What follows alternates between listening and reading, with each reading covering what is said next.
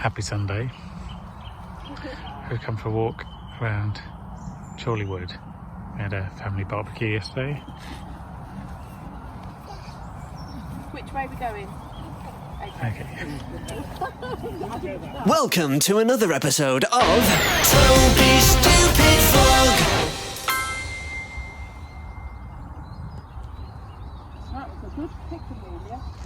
Oh, sorry. This is a Chorleywood Community Orchard, which is very nice. That's Chorleywood House in the distance, which is an old country manor, now offices.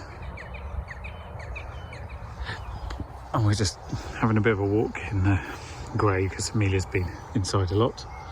There's a lot of sheltering bumblebees on the ground. Hello there, happy Monday.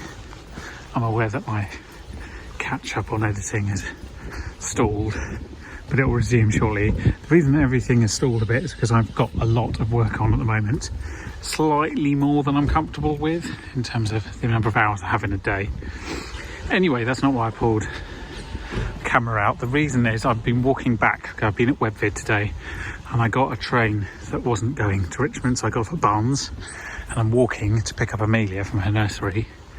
And as I entered this road, I remembered the last time I walked down this road, and in fact it was about 60 something weeks ago, and it was the week that I coined the phrase the end of the world, and it was just before full lockdown started for the first time, and it feels odd to say that. It's like a lifetime ago in some ways. Like, the changes that the world has had in that time is so enormous, and that's the reason the vlog has been called the end of the world part whatever, obviously, since then. So this was the moment that I actually said it, I think. Anyway, the name of the vlog will change back to having appropriate sunny titles, different every day, probably on the 19th of July. We'll have to see though. Hello there, happy Wednesday. So yesterday myself and Crystal had the day off so that we could go and so first of all we could go and have lunch together on our own without Amelia, which was quite nice. Possibly not for Amelia, but it was very nice for us. And then deliver the last box of stuff into storage for the time being, because we are going to list the property this week. We're going to be moving very soon, and that feels very strange to say from inside of Kew Gardens, which is currently my back garden but won't be. So yeah, changes afoot. I've been here reading board papers because I have a Co-op Homes board meeting tomorrow.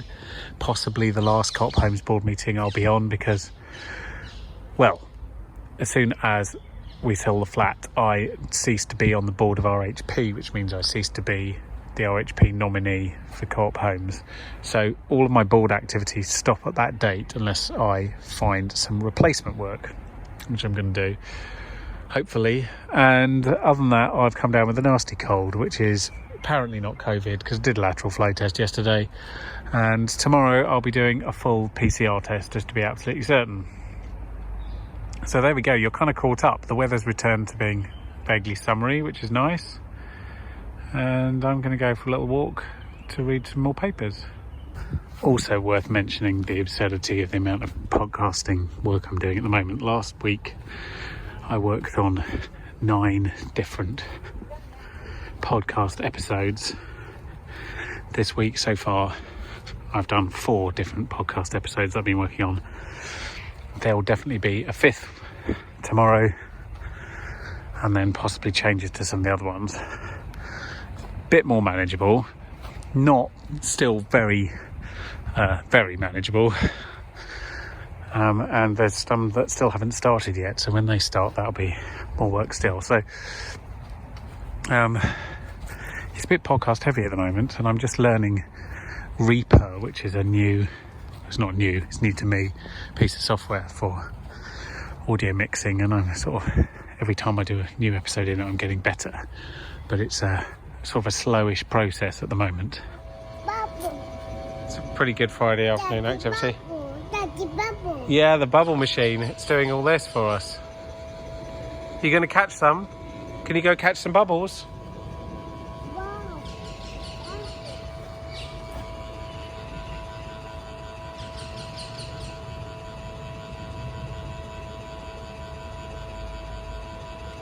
The bubble.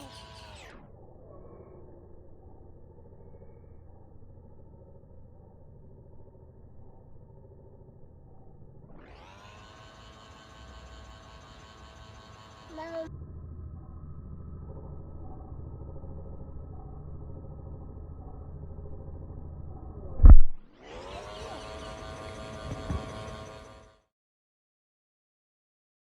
Hi there, happy Saturday. We've just been having breakfast at the Ivy, which is my delayed Father's Day meal because we were at my parents' last week. It was very nice. Amelia ate half a plate of fruit and some pastries. And now we're going to go for a little walk and do a bit of shopping because it's a beautiful day and making the most of being outside and not having work to do. Hello. Can you say please? 1 second. Mia. That was very dramatic.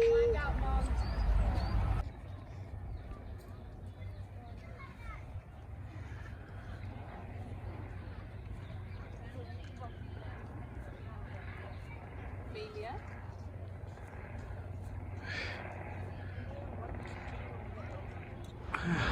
Hi there. Happy Tuesday. It's been a bit of an intense 24 hours.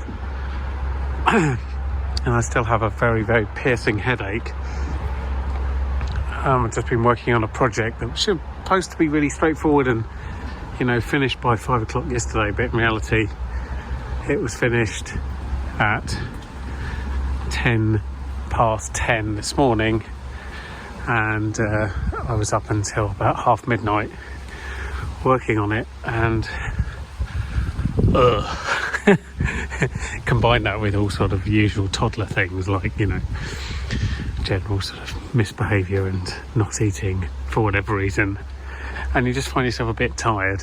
So I'm going for a bit of a walk to try and clear my brain and reset, because I'll have another project landing in the next 24 hours of a similar scale, so I have to get sort of mentally ready for that, and I'm not currently.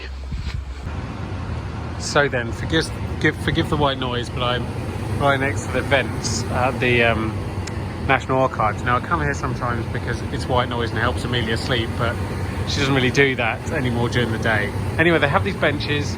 They're from the year 2000. This is part of ITV's Year of Promise, where everyone had to come up with one thing that they were going to do this year at the start of the new millennium. And there's some great ones there. Start giving blood, recycle my rubbish, a bit lazy, write a play, make great efforts to do some more recycling.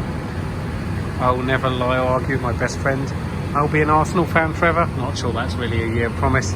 So deliver toys to sick children, record audiobooks, give blood, help a charity, blah blah blah. They're all very good, except for this one, which made me laugh out loud.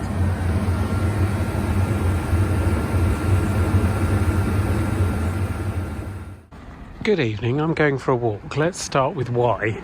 It's 10:30. I've come out to do a bit of a walk because there hasn't been much time today. In fact, there wasn't much time yesterday either, and there wasn't much time on Sunday, so I'm a bit behind on my sort of exercise. The reason for that is, at least in part, due to work. And I talk about a first world problem, but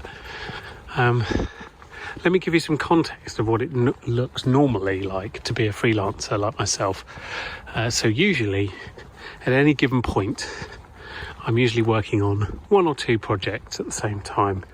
Sometimes it's 3, and that's a bit intense, especially if they've all got close deadlines, but that's usually about right. And then, sometimes I'm working on none, and because they never space out perfectly, so you end up with 3 at once and then none.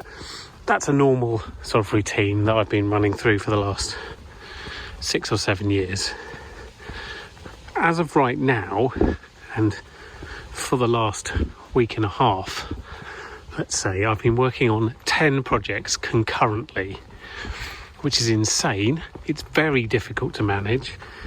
It's my own fault for saying yes to everything. And it's kind of meant that, for example, last night I didn't go to bed before half midnight because I was working to a deadline that was 8 a.m. the following morning, and I wanted to actually finish before I slept rather than sleep and then finish. So yeah, it's not ideal, and it's not ideal because at the same time we're trying to sell our flat and move, and there's plenty of other things that come with parenthood that occupy a large amount of time, as you might imagine. So it's insane, and I don't know where it's come from. And I think, as I mentioned before, last year was the most financially successful year I've ever had, which is also odd in the middle of COVID. But as I said, it's a first world problem, but it is a bit, I'm not going to lie, it is a bit stressful. So this is why I'm having to go for a walk at 10:30 tonight. The second thing that is worth talking about, and is massively, completely and utterly unrelated, is the fact that today was a reasonably significant football match. That's association football, for those of you in the United States, soccer, between England and Germany, which is one of the oldest rivalries in football, caused largely because of the antagonistic relationship that the countries have had over the last 100 or so years. Now, England won this match, spoilers, 2-0, and it's the first time that England has beaten Germany in the knockout stages of a competition since England won the World Cup against Germany in 1966. Played Germany lots of times in between. We've beaten them in the group stages, the sort of round robin-y bits where everyone plays everyone. We've beaten them in friendlies before. We've beaten them in qualifying. Never beaten them when it actually mattered. Until tonight. Massive result. 1966. Do you know, in 1966, during the World Cup, my grandparents were watching the match on the television because they had a vested interest. They were born in Germany, but they were naturalised British citizens, and they were ever so grateful to Britain for taking them in when they'd been so terribly treated by their home country. That was back in the days when Britain was very welcoming to refugees and understood the value in immigration. And they were watching that match, and when England scored the third goal and basically ended the match effectively, my grandfather was so excited he jumped up and down in his own living room. My mum's told me this story many times, and it's a really odd thing to say, like a German man with a thick German accent celebrating because England had beaten West Germany, as it was at the time, at the World Cup. This time round, I am a joint British and German citizen, and if I'm honest, I would rather Germany have won. And the reason for that is I don't feel English, and everyone has their own definition of what that is, but it doesn't mean anything to me at all. I feel British, but English is weird, and this fact that we have an England football team is odd to me. I don't think I've really supported them since, well, in the last 20 years, certainly not. So, you know, full circle, a German man supporting England, and you might argue an English man supporting Germany, all those many, many years later. But I thought it was weirdly poetic. For what it's worth, I think England could actually win the tournament now. There's only 2 teams left in the competition that England should be concerned about. Doesn't mean that one of the other teams might not beat them. That's what history has told us. But they're the 2 teams they should be worried about. It's probably Belgium and Spain. And they'll only have to play one of those, I believe, because of the side of the draw. So they should definitely be in the final. but time will tell.